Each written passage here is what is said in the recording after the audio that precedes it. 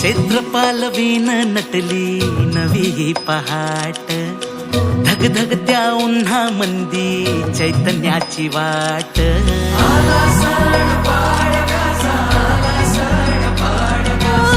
फुलांची ती माळ सजली रांगोळीचा थाट, वसंताचा वारा भिनला आनंदाची लाट।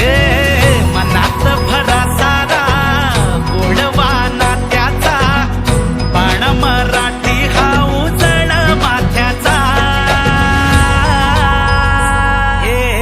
जमली सारी पोर जोमाने, उभारा र गुढी आला